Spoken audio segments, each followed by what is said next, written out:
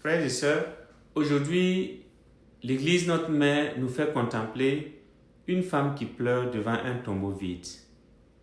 Vous imaginez qui c'est? Marie de Magdala, qui est venue chercher un mort.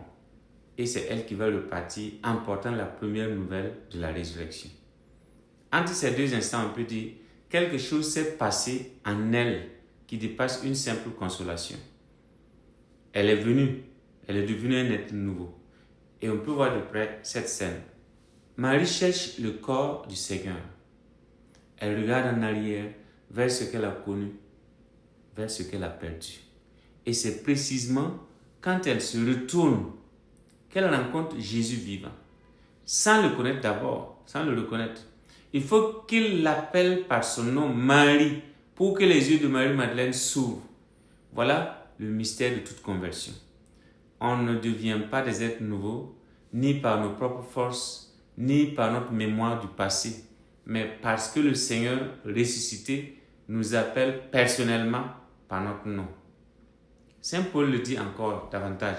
Si quelqu'un naît dans le Christ, il est une création nouvelle. Le monde ancien est passé, un nouveau monde est déjà né.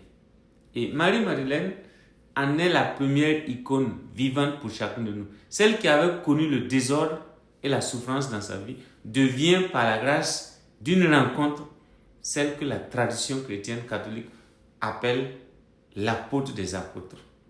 Ce n'est pas malgré son passé qu'elle est envoyée, mais on peut dire que c'est depuis une identité entièrement neuve que le Christ ressuscité vient façonner en elle. C'est depuis cela qu'elle est envoyée. Frères et sœurs, chacun de nous porte, comme Marie-Madeleine, un tombeau intérieur, une blessure, une habitude du passé qui nous définit encore trop souvent à nos propres yeux et pour les autres aussi. Mais la fête de ce jour vient nous dire que ce tombeau n'a pas le dernier mot. Le Christ vivant se tient là, tout près de toi, parfois si proche que nous ne le connaissons pas.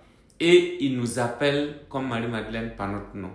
Alors, devenir un être nouveau, ce n'est donc pas effacer notre histoire. Elle est là, cette histoire. C'est laisser cette histoire transfigurée par une rencontre.